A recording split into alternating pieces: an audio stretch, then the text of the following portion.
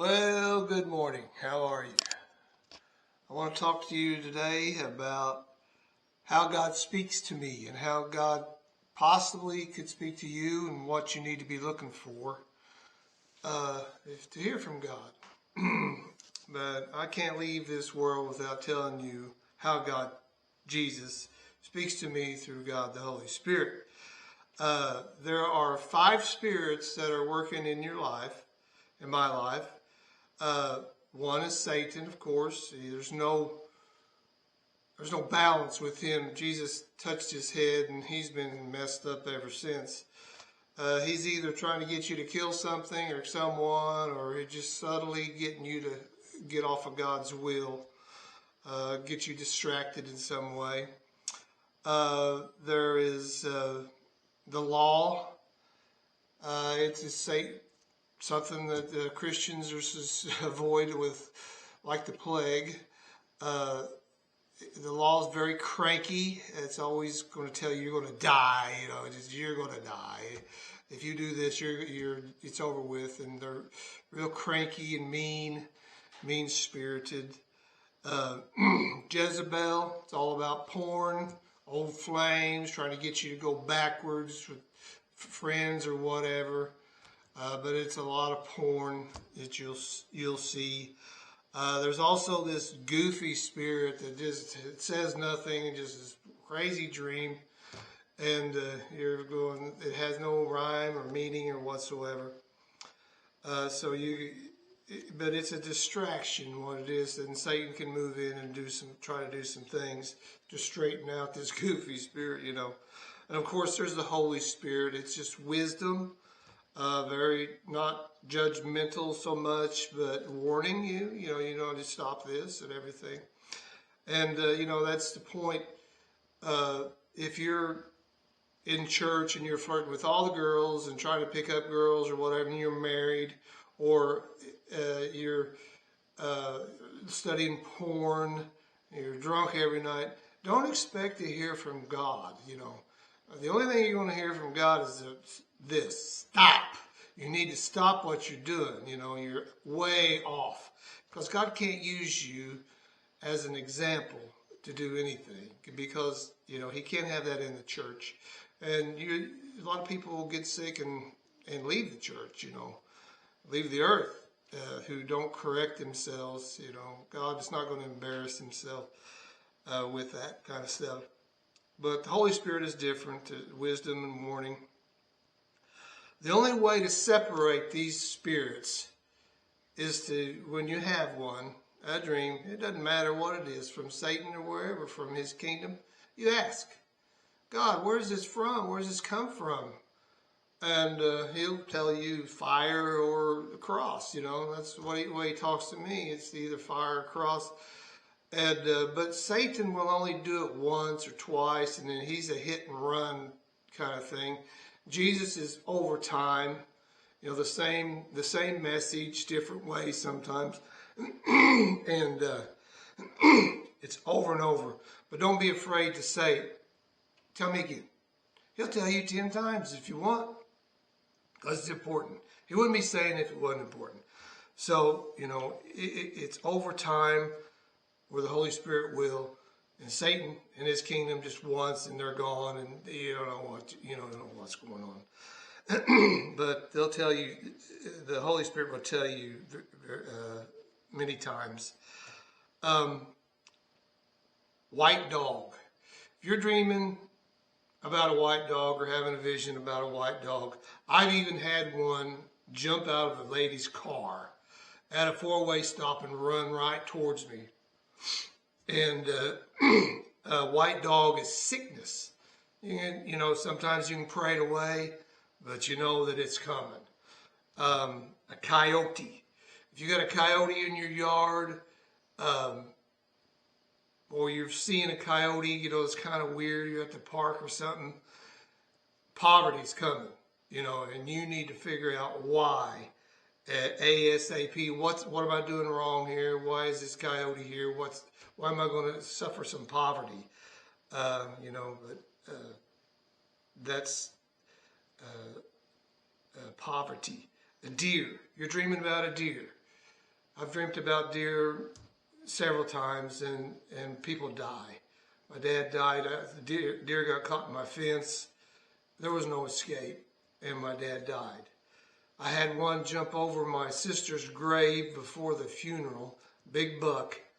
No one was there. I was early, and jumped right over, just dead center in the grave.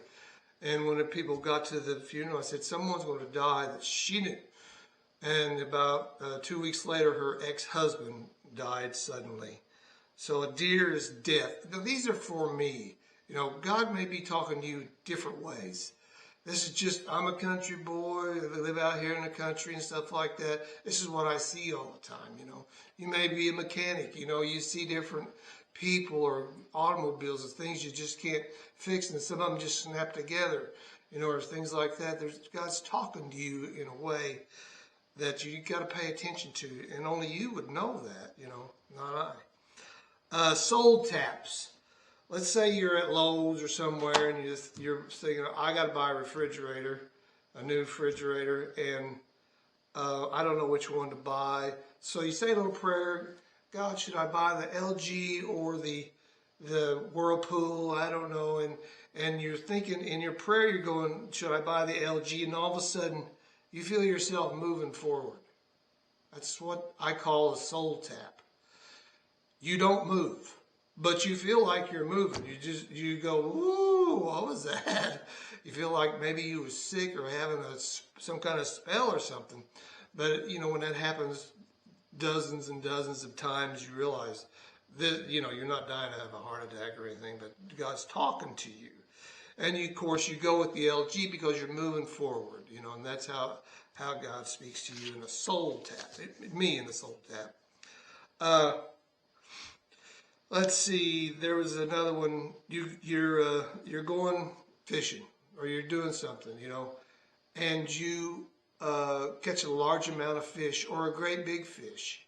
I've done this, and as soon as you come home, clean your fish, and about in a couple of weeks or whatever, all of a sudden you got all these jobs and money, blessings coming in. You know, you catch a lot of fish or a big fish or something like that. You know, that's happened to me over and over, you know, again and again. Some message I haven't figured out yet, you know. As a carpenter, I build stuff all the time, and I got this scrap pile. You know, this has been going on for 40 years, and I need a scrap board, little one, just a little one to finish something. And I reach over and I grab one and put it, and I put the tape measure on there, and it's like, that's a perfect fit. It's like, wow, that's my lucky day. That's what I said the first time. But then the third and the fourth time, I started getting just goosebumps and cold chills, and I'm kind of looking up, you know, going, are you stretching boards? Are you shrinking these boards or doing that? You know, and I don't know what he's doing. He's just showing me that he can do anything. But this has happened hundreds and hundreds of times. It doesn't have to be wood. It could be metal or something. You're doing something. You know, he likes to help. And that's all I can figure out. But sometimes I was out doing a project, and there's my little dog. I was going to braze a big old piece of iron in the air, 20 feet long, and had a tractor and hydraulics and everything rigged up. And my little dog come out there and just barked at that piece of iron. Well, I took notice. I did. I got off that tractor and I started working the hydraulics very carefully. And boy, you know it. It did. It all come crashing down. And me and the little dog we was at a dead run trying to save our lives, you know. And it come crashing in, but you know, the guy was talking to me through a little dog. You know, but sometimes you have no clue what's going to happen, but you know something's coming. I dreamed a man typed me a piece of paper that said 10 days.